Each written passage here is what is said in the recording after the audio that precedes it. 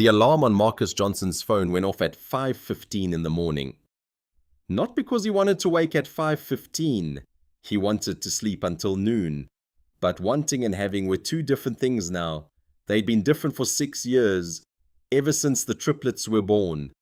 Ever since his wife decided she couldn't do this version of things. Marcus lay in the dark for exactly 45 seconds. That brief window where he could pretend the day hadn't started yet. Then he got up. The apartment was cold. The heating system worked maybe 60% of the time, which meant the radiators clanked and hissed in the middle of the night, but left things perpetually chilly in the early morning. Marcus had learned to layer, learned to calculate how many degrees Fahrenheit he could sacrifice before paying for a repair that would cost more than his weekly grocery budget. He moved through the small house in practiced silence. The floorboards creaked on the third step. He avoided it. In the kitchen, he opened the drawer where he kept the bills. Not all of them, just the ones that were past due, or about to be.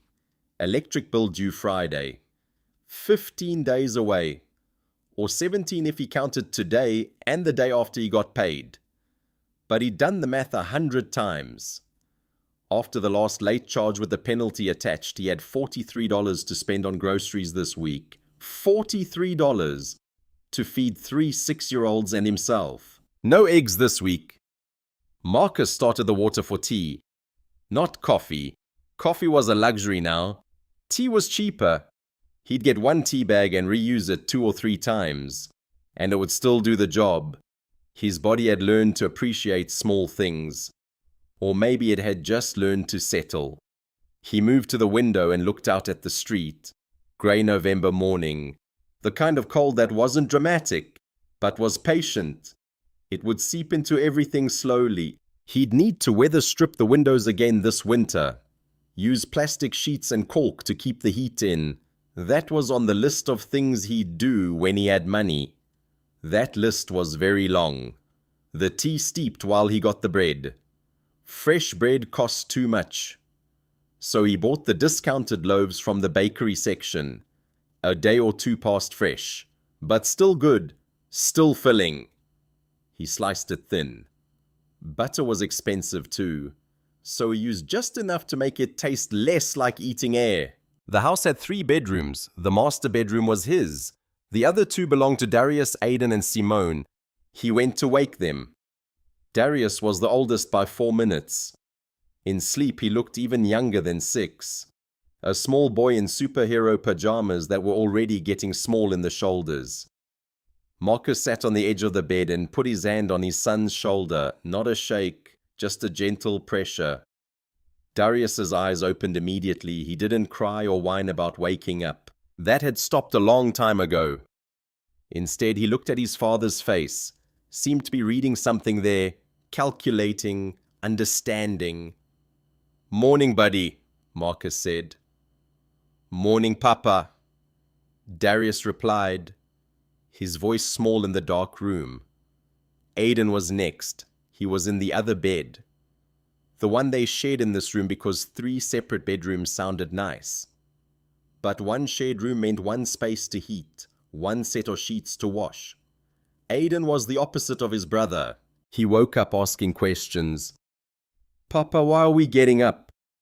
he asked before he was even fully awake. "School, buddy, then work for me." "But it's dark still." "I know, baby, it's dark in the morning." "Why?" Marcus didn't answer that. Some questions didn't have answers that made sense at 6 years old. Simone was curled in the corner of the bedroom on a mattress on the floor. The room was small. There wasn't space for 3 beds, so he'd made this work. 2 beds pushed together. One mattress beside it. She slept the hardest of all 3, which Marcus understood without her saying it. She was working harder in her sleep, because she was paying attention to everything while awake. When Marcus knelt beside her, she was already opening her eyes. "Hey, little girl," he whispered. "Morning, Papa," she said. And then she did something she did almost every morning. She wrapped her small arms around his neck and held on for 3 seconds.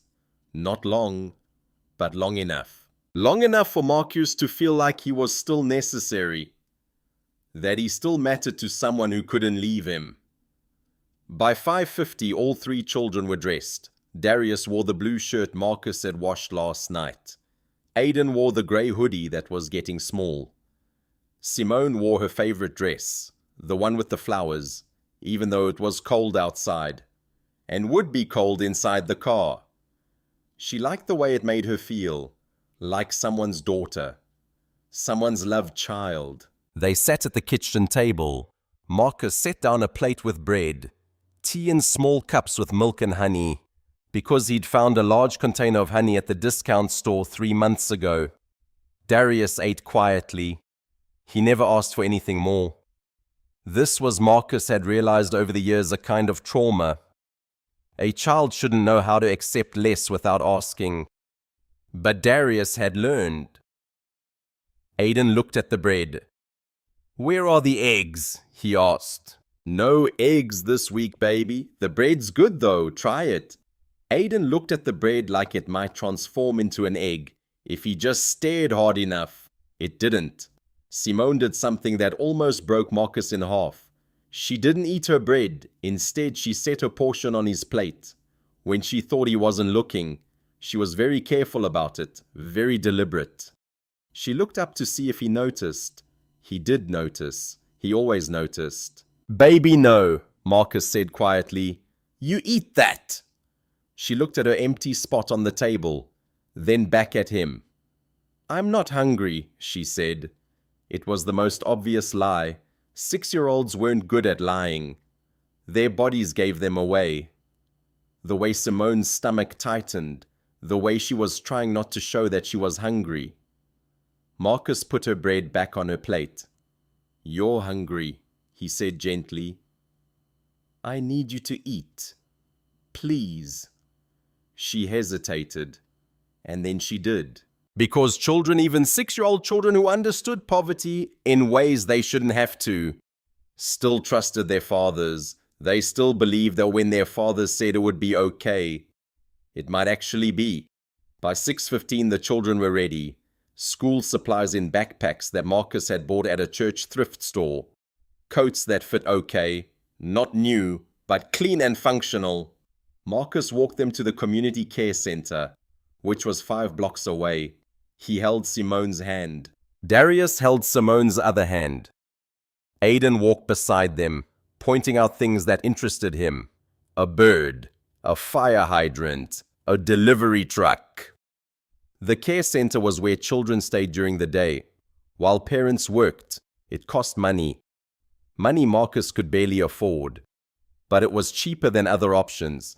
And the staff knew the children. They didn't treat them like problems. They treated them like kids. At 7 a.m., Marcus kissed each child goodbye and walked back toward his apartment. He had 10 minutes to shower, change into work clothes, and head to the warehouse where he'd work the night shift, 8 p.m. to 4 a.m. 5 nights a week at $14.50 an hour. The math was simple if you didn't think too hard about what it meant. At 40 hours a week, he made $580 before taxes. After taxes and Social Security, closer to $450. Rent was $890. Electricity would be around $120 in winter. Water, gas, internet that he needed for job applications. And keeping up with school forms, another $150. Food at least $200 a week for 4 people, ideally more. Childcare $300 a week. He was short every month, not by a little, by hundreds. There were only 3 ways to handle that shortfall. One was to not pay something. The other was to pick up extra shifts. The third was to look for a better job. Marcus had tried all 3. A year ago, he'd applied for an advanced electrical engineering program through the city. It was a 2-year track. That could have moved him from maintenance work into design, from fixing things other people broke, to building things that helped communities. The application had been accepted. He'd gotten the letter in August. It had felt like salvation. Then he'd done the math. The classes were in the evenings. They required him to be unavailable for pickup at the care center on certain days. No one was coming to get his kids. There was no safety net. His ex-wife Diane had made it clear 6 years ago that she couldn't do this. Not the poverty, not the constant worry, not the way every decision had to factor in the cost to the children. So she left.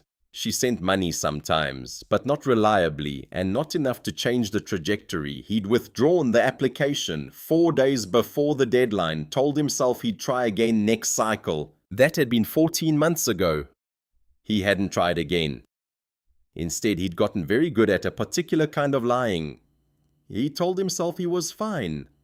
Fine with the job, fine with the hours, fine with the way his body hurt from moving boxes all night. Fine with the way he fell asleep watching the children's school programs because he'd been awake for 37 hours straight. What Marcus had learned over 6 years of single parenthood was that fine was a word. That covered a lot of pain. The care center called at 5:30 in the afternoon. Marcus was at work. He'd clocked in at 8 p.m. and was in the middle of unloading a truck when his phone buzzed. He almost didn't look at it. Company policy said phones were supposed to stay in your locker, but Marcus always checked during his breaks. Always. Because something could happen to the kids. The call was from Ms. Patricia, the woman who ran the care center. "Hi, Marcus," she said, and her voice had that particular tone that made his stomach clench. "Everything's okay, but we have a situation." "What situation?" Marcus heard the immediate tension in his own voice. "We're closing early today. Maintenance on the HVAC system. I sent 2 notices home this week about it." Marcus's mind raced. He had received something, an email, a piece of paper.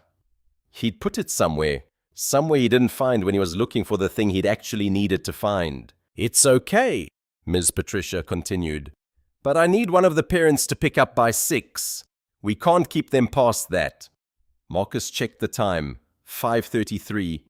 The warehouse was 20 minutes from the care center. Maybe more in traffic, and he'd just clocked in. "I'll be there," he said. "I'll leave right now." He hung up and walked directly to his supervisor, a woman named Keisha, who'd always been fair, but wasn't known for flexibility. "I have to leave," Marcus said. "My kids, there's a situation." Keisha's expression shifted. She was a mother too. She understood. "You're going to get a written warning," she said. "But go." Marcus went. He clocked out. Losing the hour and a half he'd already worked. Losing the pay. Losing his chance to cover the electric bill by 3 days. And he drove. The old pickup truck groaned when he asked it to go faster. The check engine light had been on for 2 months. He couldn't afford to fix it yet. But today he needed it to work. And it did. He drove past the university campus, where if his life had gone differently, he might have been sitting in a classroom right now. Instead, he was driving to pick up his children from a place they should have been able to stay for their full day. The care center was a converted house on Garfield Street. By the time Marcus pulled up, it was 5:57, 3 minutes to spare. Darius, Aidan, and Simone came out with Ms. Patricia, their backpacks in hand. Darius's face didn't change when he saw his father. He already understood that his father was their safety net, that sometimes the safety net had to be deployed urgently. Aidan asked, "Papa, why are you picking us up early?"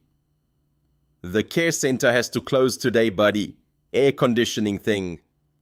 "Will they be okay?" Aidan asked. "Meaning the building, meaning the system, meaning the world that was supposed to keep functioning smoothly, but didn't always." "They'll be fine," Marcus said. "Come on, let's go." Back in the truck, the children sat in the back. The seatbelts were old, but they worked. Marcus drove through the grey evening, toward home. The sun was setting early, the way it did in November. By the time they got home, it would be dark. He'd have maybe 2 hours with them, before he'd need to go back to the warehouse. Or rather, before he'd need to make a decision about whether to go back to the warehouse. Every choice was a calculation. Go back to work, lose this evening with them, but keep the job, stay with them. Keep the job but lose the money from tonight. Move the eviction date forward. There was no good option. There was only the option that cost him less. The thing about being a single father was that every decision you made felt like it was made on behalf of the children. You weren't just choosing for yourself. You were choosing their lives, their stability, their future, and the options were always somehow wrong. By the time he pulled onto their street, it was 6:15 p.m. The apartment building looked tired. It looked like something that was slowly breaking down. The paint was peeling in long strips. There was a leak in the roof that appeared every time it rained heavily. The landlord was supposed to fix it but hadn't. The windows stuck in their frames. The front door lock had been broken for 3 months. But it was home. It was where the children slept. And Marcus had learned to love it. The way you love something broken but necessary. He parked the truck and looked at his children in the mirror. "We're going to have a quiet evening," he said. "Make dinner, maybe read some books. How does that sound?" "Can we play outside?" Aiden asked. "Too dark soon, buddy, but tomorrow maybe." Inside, Marcus made dinner from what was left. Rice, beans, some carrots he'd bought 2 days ago, a small container of hot sauce. The children sat at the table. Simone was quiet the way she got quiet, when she was paying attention to everything, watching, understanding more than a 6-year-old should understand. By 8 p.m. the children were in bed. Marcus sat in the dark living room and did something he didn't do often. He opened his laptop and looked at job listings, warehouse work, delivery driving, security guards. All of them paid somewhere in the $14 to $16 range. All of them required you to be away for 10 to 12 hours a day. All of them meant childcare costs. That ate half the increase. He closed the laptop. Instead, he went to each child's bedroom one more time. This was his ritual. The one thing that was just for him. The one thing that made him feel like a father. And not just a man trying not to drown. He checked on Darius, who was sleeping with his face turned toward the window. A small child, a child who'd learned too early to be quiet, to accept less, to not ask for things he wouldn't get. He checked on Aiden, who had kicked off his blanket, and slept like he was still asking questions, even in sleep. And he checked on Simone, curled in the corner on her mattress, one hand curled into a fist, like she was holding onto something precious. "I've got you," Marcus whispered to each of them. "I promise, I'll keep you safe." It was a promise he was terrified he couldn't keep. The next evening, Marcus picked up the children from the care center at 3 p.m. Ms. Patricia pulled him aside. "I wanted to tell you," she said. "I sent those notices about the closure. I know they're easy to miss, but I wanted to make sure you knew. We'll make sure it doesn't happen like this again." Marcus appreciated this, the small kindness of someone acknowledging that he was trying, that things were hard, that he wasn't failing on purpose. "Thank you," he said. He drove the children home. By 4 p.m., they were all in the truck, headed back toward downtown. Marcus had an appointment he couldn't miss, a follow-up at the community health center. Simone needed her vaccinations updated, and Marcus had finally managed to schedule it, after trying for 3 months. The appointment was at 4:30, but first he'd pick up the children from the care center, which meant picking them up an hour early from their routine, which meant taking them to the appointment instead of leaving them in care. It was logistically complicated. It was exhausting. But it was life. The clinic was on the opposite side of town from their house. The drive would take 40 minutes. Marcus had just gotten the children buckled in and was about to head out when his supervisor, Keisha, called. "Marcus, can you come in early tonight?" she asked.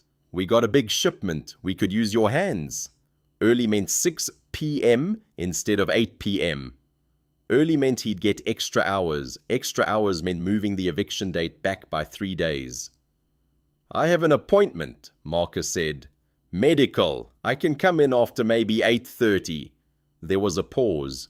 He could hear Keisha calculating whether it was worth it.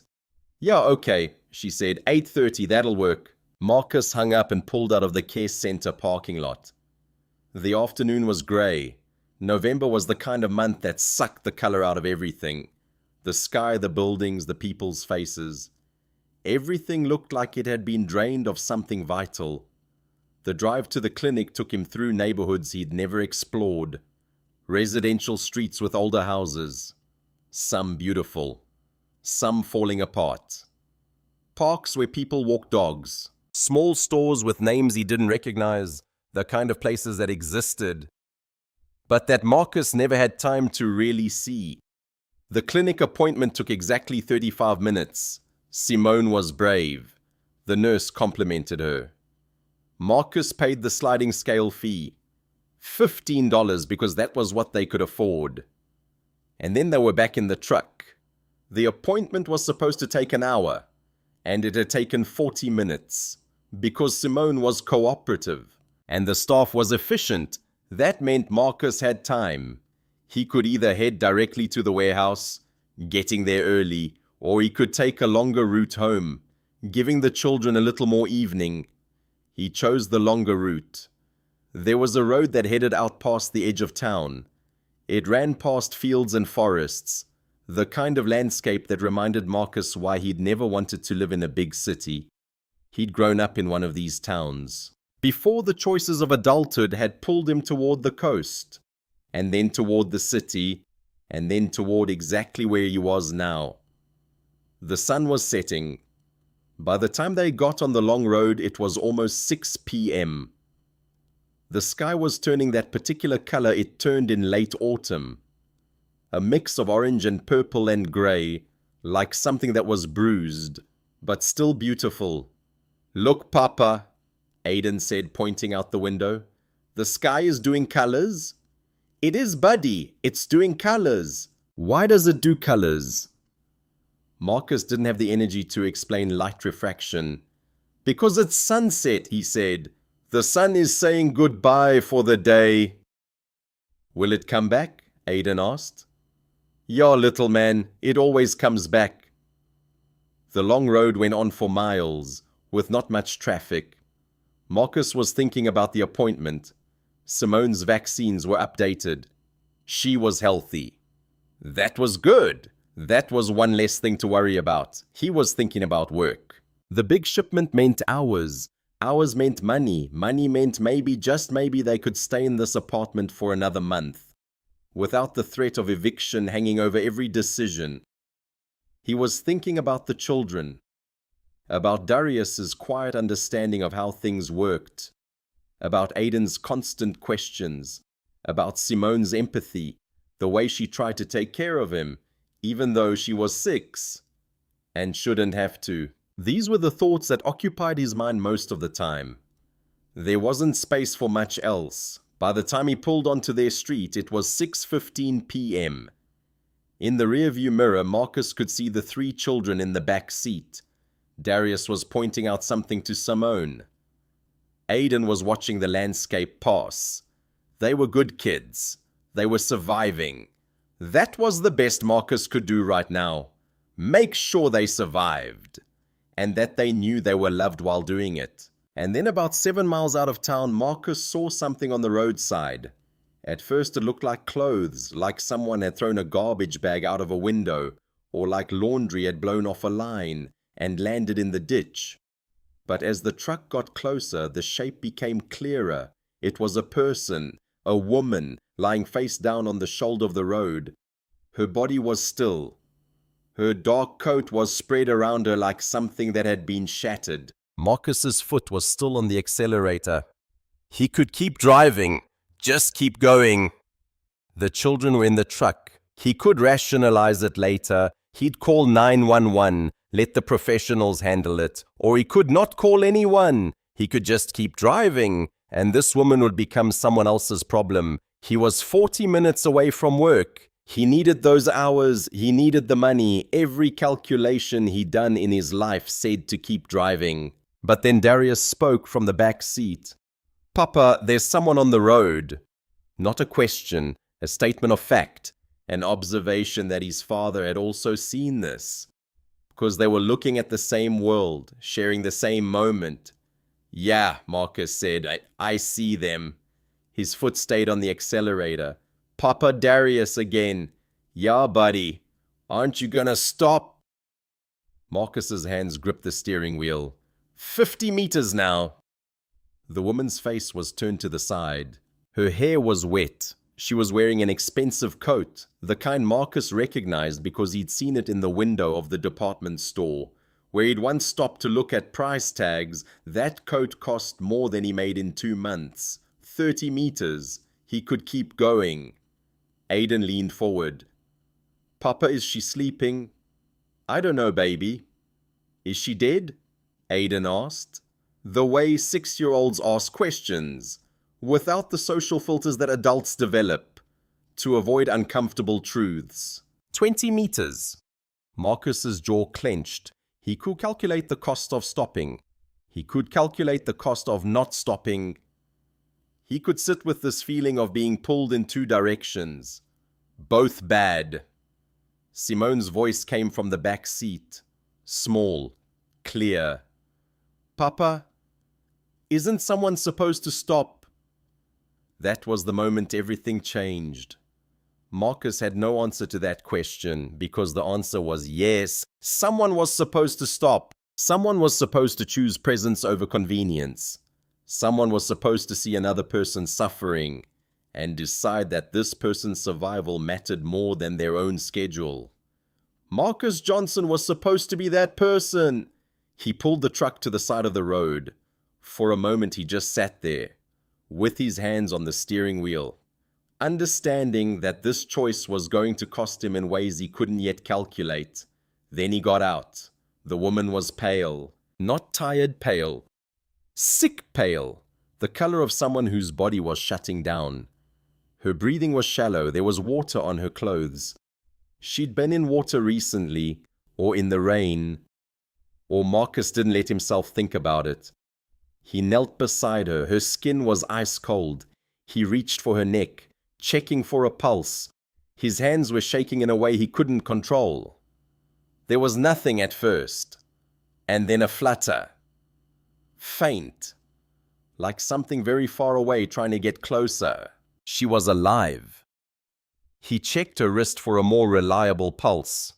It was there, slow and weak, but there. And on her temple there was a bruise. Dark, fresh, not the kind of bruise you got from falling. Marcus stood up and looked at the empty road. No houses, no help, no one. Just him. 3 kids in a truck, a woman whose heart was barely beating, and a choice that had already been made. He went back to the truck. "We're taking her to the clinic," he said to the children. "The one we were just at. They can help." "Is she gonna die?" Aiden asked. "Not if I can help it," Marcus said. And he meant it. He meant it the way he meant everything he had ever said to his children. He meant it as a promise and a prayer, and a declaration of the kind of man he was going to be, even if it cost him everything. He carefully lifted the woman into the back seat of the truck, next to the children. She was lighter than he expected. Or maybe he was stronger than he knew. Darius shifted closer to Aiden to make room. Simone watched without fear, only quiet concern. Marcus got back in the driver's seat. "Hold still," he said to the children. "We're going to go fast, but safely, okay." "Okay, Papa," they responded in unison, the way they did when they understood something serious was happening. He drove back toward the clinic, with his eyes on the road and his mind on the math. An hour away from work, probably 2 hours at the clinic. The money he wouldn't make, the invoice he wouldn't cover. But he had made his choice, and there was no taking it back now. The clinic was a converted house on Jefferson Street. It was the same place where Simone had gotten her vaccinations 3 hours earlier. Marcus knew the way. He drove fast but carefully, the way you drive when someone's life depends on not getting into an accident. In the back seat, the woman was still unconscious, but she moved slightly and her eyes flickered. For just a moment they opened, and her gaze landed on the children. She looked confused, and then something shifted in her face. A softness, a recognition of something. "Kindness still exists," she whispered. Then her eyes closed again and she was gone. Marcus heard the words, even though they were barely audible. Kindness still exists because he'd seen her, and he'd chosen to help. Because he'd brought his children with him, instead of finding someone to leave them with. Because the choice to stop had been harder than the choice to pass by. And he'd chosen it anyway. The clinic was open. There was a waiting area with plastic chairs and magazines from 3 years ago. Marcus pulled up to the entrance and ran inside. "I need help," he said to the receptionist. "There's a woman in my truck. She's unconscious. I found her on the road." The receptionist moved fast. A nurse came out. They wheeled the woman inside on a gurney, asking Marcus questions he couldn't answer. Who was she? How long had she been there? Had there been an accident? "I don't know," Marcus said. "I just found her on the road. She was just lying there." The medical staff took over. Marcus and the children were left in the waiting area. It was 6:40 p.m. Marcus pulled out his phone and texted Keisha. "Situation came up, not going to make it tonight, I'll explain tomorrow." Her response came back fast. "Everything okay?" Marcus looked at his children. Darius was sitting quietly, processing. Aiden was asking questions under his breath. Simone was watching the doors where the woman had disappeared.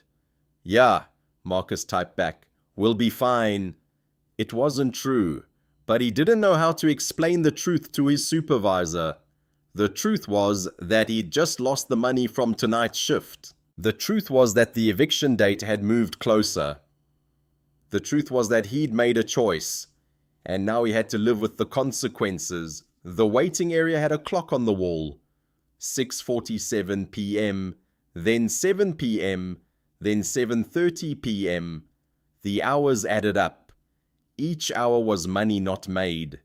Each hour was a day closer to losing the apartment. Aiden fell asleep against Marcus's side. Darius stared at nothing. Simone held Marcus's hand. At 8:15 p.m., a doctor came out. She was older, with the particular exhaustion of someone who'd been awake too long and had learned to function through it. "She's stable," the doctor said. "Severe dehydration, exhaustion, but also..." The doctor paused. "She has trauma to the head. Did she fall?" "Was there an accident?" "I found her on the road," Marcus said. "I don't know what happened." The doctor studied him, not suspiciously, but carefully, like she was trying to understand who would bring a dying woman to the clinic, while his children sat in the waiting area. "You did the right thing," the doctor said. "Stopping, getting her here. You saved her life." Marcus wanted to say that stopping was easy, that the hard part was going to be figuring out how to make rent next month, but he didn't say that. "Can I see her?" he asked instead. "Once she's in a room, give us a few minutes." The few minutes turned into 30. The clock said 8:47 p.m. The shift that Marcus had missed was half over. He could have been loading trucks, making money, keeping the lights on. Instead, he was sitting in a waiting area, with his sleeping son and his watching daughter, and his quiet son. "Papa," Darius said finally, "did we do the right thing?" It was a 6-year-old asking a question that adults spent their whole lives trying to answer. "Yeah, buddy, but..." Marcus said. "Yeah, we did." "Even though it costs us?" Darius asked. Marcus looked at his son. When had Darius learned to think about cost? When had his childhood become so practical? Even though it costs us, Marcus confirmed. A nurse came and got them. The woman was in a private room. She was sitting up, conscious, her eyes clearer than they'd been on the roadside. But there was something about her bearing that suggested she was used to being in control, used to being the authority in rooms. She looked at Marcus first, then at each of the children. Her gaze lingered on Simone. "You brought them," she said. "Not a thank you, not a greeting, an observation, a test." "They were with me," Marcus said. "I know." The woman's eyes never left Simone. "But most people would have found somewhere to drop them first, before stopping for me." Marcus didn't know what to say to that. "I couldn't," he said finally. The woman turned her full attention to him. And her eyes, they were sharp. Fever bright, maybe. Or just naturally intense. But they held the kind of attention that made Marcus understand very clearly that this woman saw things. She saw what his sacrifice meant. Her name was Dr. Elena Hartwell. She told him this while still sitting in the hospital bed, while still recovering from whatever had happened to her on that empty road. She told him with the kind of precision that suggested she was used to introducing herself, used to people knowing what she did and who she was. "I'm a medical researcher," she said. "I was driving back from field work when my car broke down. I was trying to reach my hotel when I collapsed." She didn't say why she collapsed.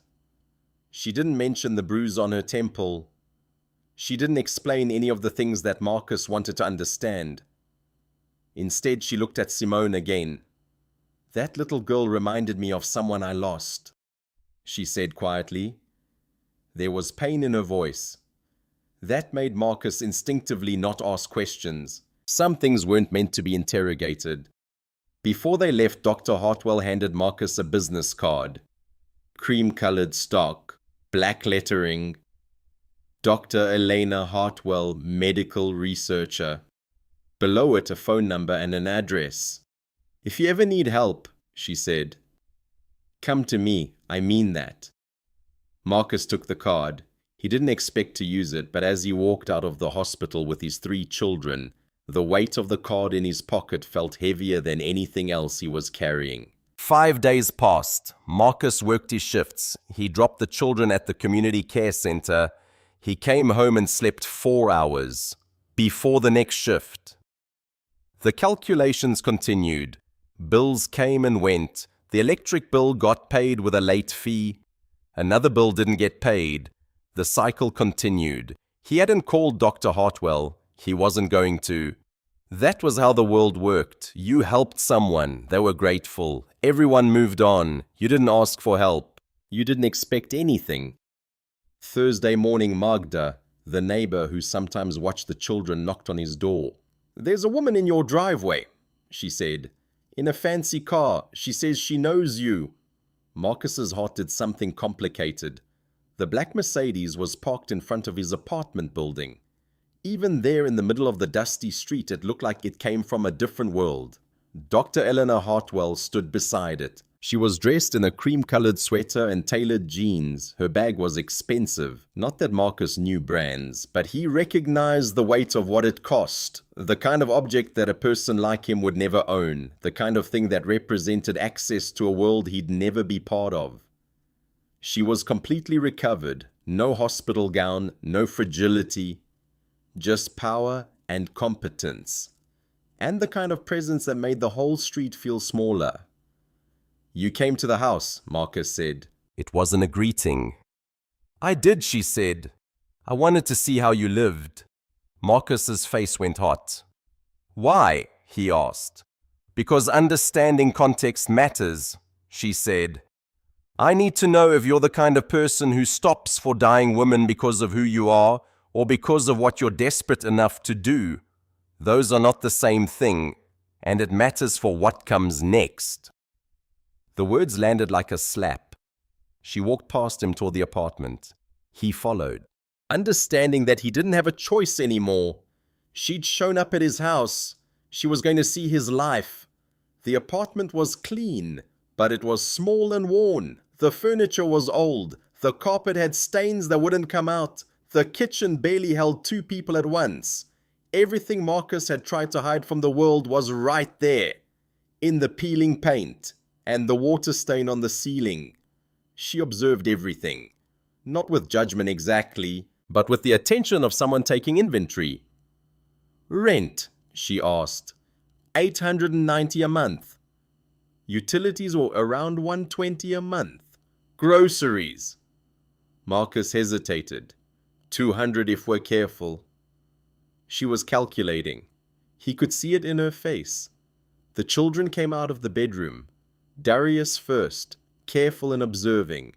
Then Aiden, curious and questioning. Then Simone, who stopped when she saw the woman and went very still. I remember you, Simone said. I remember you too, Simone, Dr. Hartwell said. She looked at the child like she was seeing something that no one else could see. She asked the children questions. What were their names? What did they want to be when they grew up? Darius said, I want to protect my sisters always. Aiden said, I want to build machines that help people. Simone said, I want everyone to stop crying. Dr. Hartwell listened to each answer like it was the most important thing anyone had ever said. Your children have something rare, she said to Marcus. They still believe the world is kind. Before she left that day, she asked Marcus to sit with her. The apartment had a small kitchen table. They sat there while the children played in the other room. Simone kept one eye on them, understanding that something important was happening. When I was 17, Dr. Hartwell said, I was alone, I was pregnant, I was terrified. Marcus listened. I was on a road, she continued, not unlike the one where you found me, and I counted the cars that passed. 43 cars drove past me before one stopped. She looked out the kitchen window at nothing. The woman who stopped took me to a hospital.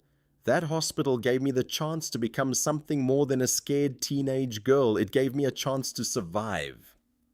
What happened to... Marcus started. My daughter didn't survive, Dr. Hartwell said quietly. But I did. And I've spent my life wondering if I owed the woman who stopped something I could never repay. She turned to look at Marcus. Every time I see you with those 3 children, I see what I lost. And I see the kind of man who would stop for a stranger. So I need to understand something. What? Marcus asked. I need to understand what the world would look like if people like you got the same opportunities as people like me. Marcus didn't answer because he didn't know the answer. I'd like to help, Dr. Hartwell said, but I need to understand first if you'll let me. She came on Friday nights. That was the first rule. Every Friday at exactly 6 p.m., Marcus would prepare dinner. Not fancy, but better than usual. The children would be bathed and clean. The apartment would be organized. It became a ritual. Dr. Hartwell would arrive in her Mercedes. She'd dress in expensive clothes. That reminded Marcus of the gap between them. She never pretended otherwise. She was there as someone from a different world, offering what her world had to give. The 4th Friday, Aiden asked why only Fridays. Because I need to know you're consistent, she said, that you don't use my help as an excuse to stop doing the work. The words landed as criticism, but they were also true. She was right. If Marcus started to rely on her without also doing the hard work of improving his own situation, then what she was offering wouldn't be help. It would be dependence. She observed methodically. How much was rent? What did food cost? Was the roof still leaking? Were the children sleeping okay? She wasn't checking in like a friend would check in. She was calculating, understanding what he needed, and how to structure help that would actually change things. On the 5th Friday, she handed him a piece of paper, a phone number, an address. There's a job, she said. Senior logistics coordinator, better pay, Better hours. The manager owes me a favor. I've told him you exist. Now you need to show him why you matter."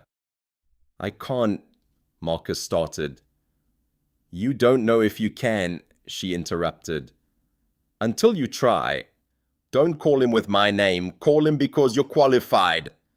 "I'm not," Marcus said. "You've been organizing warehouse logistics for 8 years," she said. "You are absolutely qualified. The only thing you lack is the belief that you are." She left that evening without staying for tea, just handed him the information and left. Marcus called the number. He got the job. It paid $28 an hour. That was double what he'd been making. That was the difference between eviction and stability. That was the difference between bread and eggs. 2 weeks later, on another Friday, she handed him a different piece of paper. This one was a scholarship offer. "This comes from my foundation," she said. "Full tuition for an advanced elementary program, then middle school, then academy prep. But Darius is going to earn it by being extraordinary. He already is, but he needs to know that the world sees it too." Darius cried that night. Marcus held him and realized that his son had internalized something he shouldn't have had to internalize. The belief that good things didn't happen to people like them. The belief that excellence was only rewarded if you looked a certain way or came from a certain place. "You're extraordinary," Marcus told his son, "and now the world knows it." By the 8th Friday, the children had scholarships. Marcus had a better job. The apartment wasn't getting evicted. They were moving from desperate to stable. On that evening, after the children were asleep, Dr. Hartwell and Marcus sat in the kitchen. She was using one of the cheap ceramic cups, not bringing her own, a small gesture of honoring his space. "Why didn't you just move on after the hospital?" Marcus asked. A long silence. "Because someone once stopped for me," she said finally, "and that moment saved more than my life. It gave me meaning again."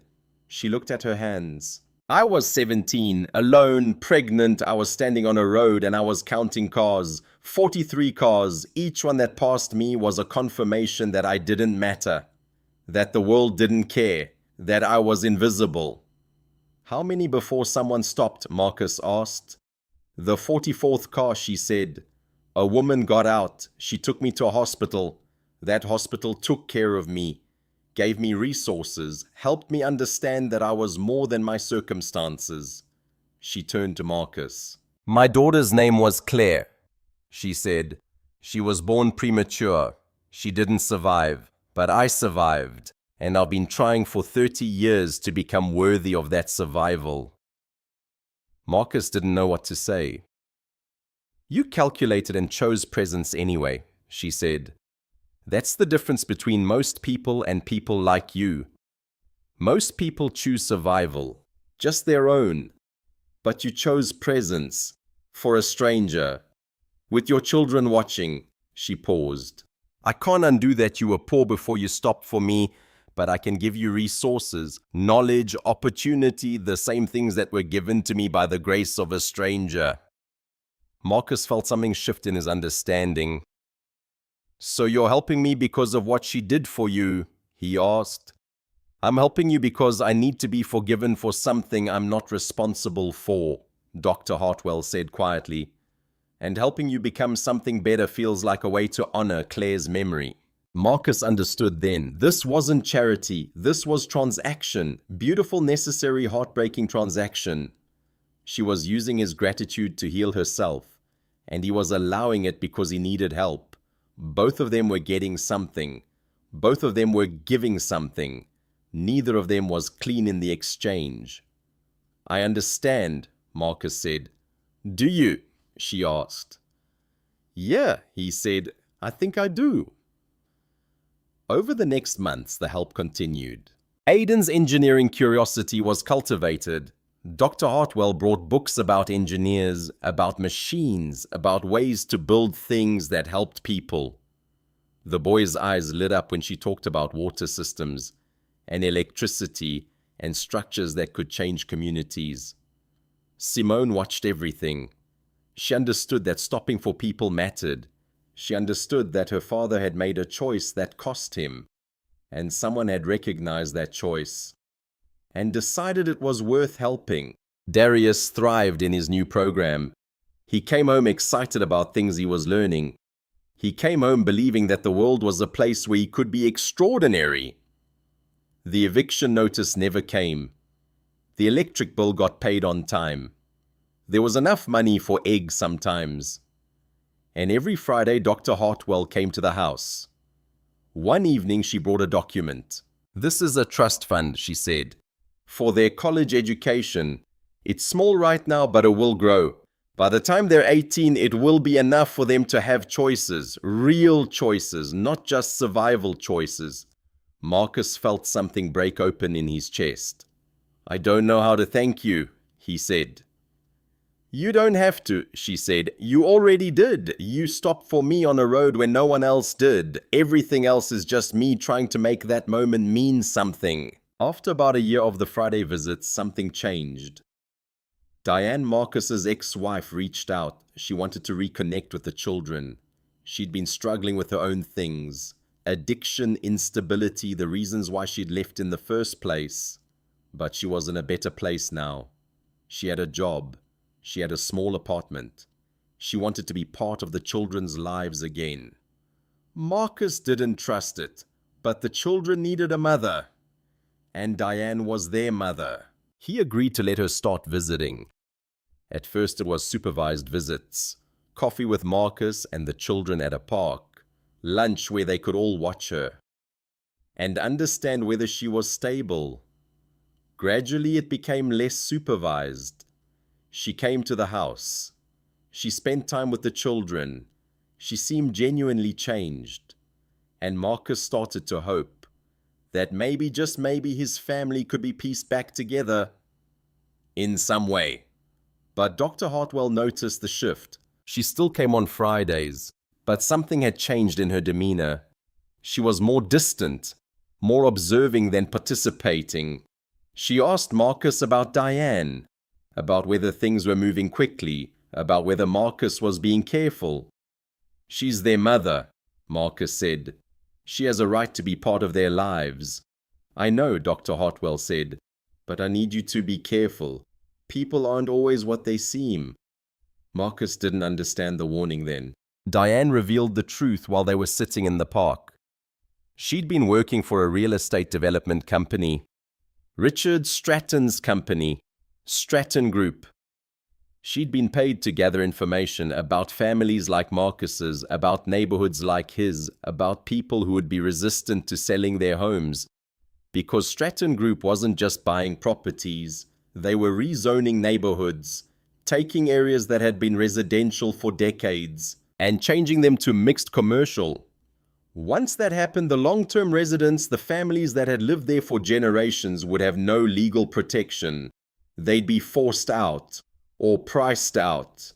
It was predatory development disguised as neighborhood improvement. And Diane had been gathering intel on Marcus, on his neighborhood, on the families that might resist the plan. "Why are you telling me this?" Marcus asked. "Because I realized what I was doing," Diane said. "Because watching our children with you and with Dr. Hartwell, I realized that they know something about what matters, about what's real, and I was betraying that." She looked at Marcus. "Dr. Hartwell knows about this," she said. "She's been investigating the same thing. I didn't know it at first, but she's been researching the impact of these developments on communities. That's why she stopped on your road." Marcus felt the ground shift beneath him. "She knew where I was?" he asked. "No," Diane said, "but she knew the area. She was surveilling it for research purposes. Your stopping for her accelerated her interest in your situation." Everything Marcus had understood about his relationship with Dr. Hartwell suddenly felt transactional. In a way he hadn't fully grasped before. The scholarship wasn't charity, it was strategy. The job wasn't because he was qualified. It was because he needed to have money and stability, so that he'd be invested in fighting the development. The help wasn't about gratitude for stopping on a road. It was about stopping a developer. Marcus sat with this information for days. Everything felt like a lie. The help, the care, the Friday visits, all of it was part of something larger. He was a pawn in Dr. Hartwell's investigation. But then he sat with his children. Darius asked him directly, "Is Dr. Hartwell going away?" "I don't know, buddy," Marcus said. "Does she not like us anymore?" Aidan asked. "Yeah, she likes us," Marcus said, "and then it doesn't matter if she started by lying," Simone said, with the kind of clarity that 6-year-olds sometimes have. "It doesn't matter how things started if they became real." Marcus looked at his daughter. "Is she real?" Simone asked, and Marcus realized that yes, she was. The help had started as strategy, but somewhere in the process it had become real. She'd seen his children's faces, she'd watched Darius thrive, she'd listened to Aidan's questions, she'd felt Simone's empathy. And something had shifted from transaction to connection. He called Dr. Hartwell. "I know about Stratton," he said. "I know about why you are on that road." There was a silence on the other end. "Yes," she said finally. "Did you help us because of your investigation?" he asked. "It started that way," she said, "but it didn't stay that way."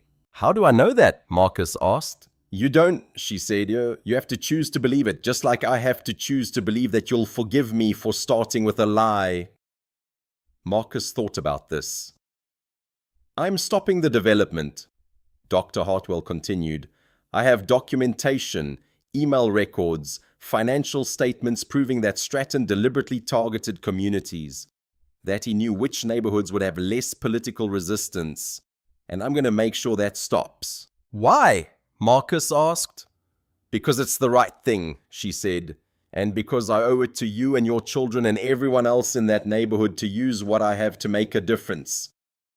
Marcus realized something then. The help had been real from the moment she decided it was real, the moment she chose presence over strategy. "Okay," he said.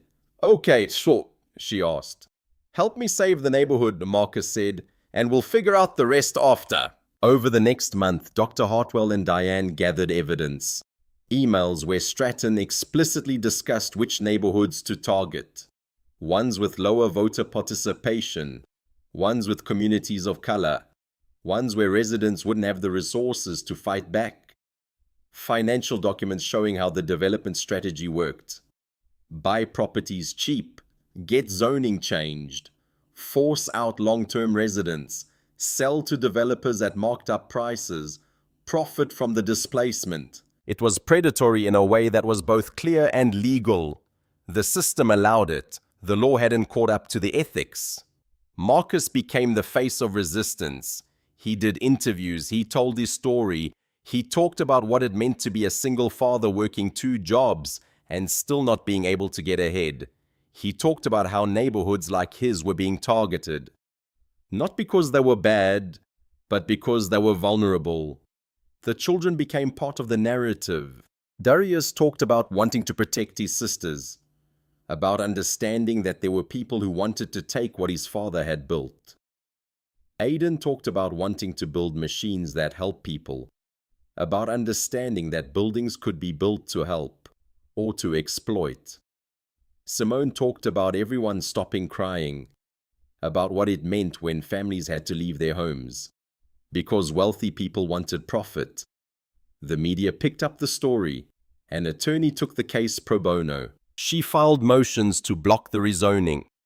She submitted evidence of predatory practices. She brought Stratton's strategy into the light of a courtroom, where it had to be defended. Stratton's lawyers tried to discredit Dr. Hartwell. They suggested her involvement was a personal vendetta. They tried to discredit Marcus. They suggested his story was manufactured for sympathy. But the evidence was irrefutable. The judge ruled in favor of the neighborhood. The rezoning was blocked. Stratton was forced to divest the properties he'd acquired. And then came the federal investigation. The Department of Justice looked at Stratton's practices. They found pattern. They found proof of targeting based on race and income. They filed charges. Richard Stratton's company collapsed. His reputation was destroyed. He faced lawsuits from multiple communities. Justice, when it finally came completely. Stratton was forced to pay a settlement to the Neighborhood Development Fund. Residents had agency in what happened next. They had a voice in how their neighborhood would be revitalized. It wouldn't be development imposed on them from outside. It would be improvement chosen by them. New community center, youth programs, job training, business support for local entrepreneurs. The neighborhood didn't just survive, it thrived, and Marcus's role in that was recognized. He became a community development director. Not paid like the corporate world would pay him, but paid enough. Paid enough with dignity and purpose. Victoria Diane, who had become part of this story in a complicated way, worked with the community as a mediator. She helped other vulnerable families understand their rights. She became part of the solution, and the children watched it all.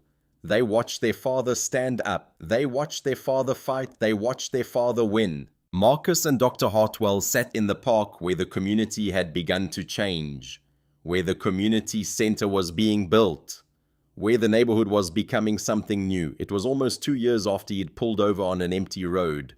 "You started by lying," Marcus said. "Yes," she said, "you used my gratitude to pursue your own agenda," Marcus continued. "Yes," she said again. "How do I know it became real?" he asked. "You don't," Dr. Hartwell said. "You have to choose to believe it, just like I have to choose to believe that you've forgiven me." Marcus looked at her. This woman who had stopped for him, who had seen something in him that was worth helping, who had built a strategy that had become something deeper. "Love," he said finally, "is when broken people choose each other anyway." Dr. Hartwell smiled. "Yes," she said, "that's exactly what it is." They didn't become a couple. That wasn't what they were. They became something deeper. Partners in growth. People bound by an exchange neither of them could undo. People who had chosen presence over convenience, and then had to figure out what that meant. Simone, now 8 years old, understood this better than anyone. "Adults are complicated," she told her brothers. "They hurt and help at the same time. What matters is choosing to stay and do the work." Years later, the children grew into their promises. Darius became a community organizer. He brought the protective instinct he'd learned as a 6-year-old to a larger community. He helped families understand their rights. He helped neighborhoods organize. He became the voice for people who didn't have one. Aidan studied engineering. He built water systems and infrastructure for underserved communities. He took the curiosity of childhood and turned it into work that mattered. Every project he undertook was guided by a question: how can we build something that helps people? Simone became a pediatric trauma surgeon. She worked specifically with children from marginalized communities. She spent her life making sure that vulnerable children got the care they deserved. She stopped for people the way her father had stopped on a road. And Marcus watched his children become the kinds of people he'd always wanted them to be, not because he'd given them money or resources, but because he'd shown them what it meant to choose presence over convenience, what it meant to see another person and decide their survival mattered. Dr. Hartwell remained part of their lives, not as a savior, not as a charity case, but as someone who had learned through them what it meant to live with purpose. Years later, Marcus's neighborhood was thriving, not gentrified, not colonized by outside money, genuinely improved by residents' choices. New businesses started by long-term residents. New programs designed by people who understood the community. New hope built by people who had fought for it. Marcus worked as community development director. He had stability and agency. He had a life that looked different than the one he'd been living. When he pulled over on that road, the children came back often. Darius to organize, Aidan to design infrastructure, Simone to speak at community forums about healthcare access. They remembered the moment their father chose to stop, and they understood that one person's choice to see another person, to value their survival, could change everything, could start a ripple that became a wave, that became transformation. That's what happened when someone chose kindness over convenience, when someone chose presence over profit. That's what happened when one man stopped on an empty road, and it changed everything. If this story touched your heart, please subscribe our channel for more stories about community courage and the quiet strength it takes to choose what's right even when it costs you.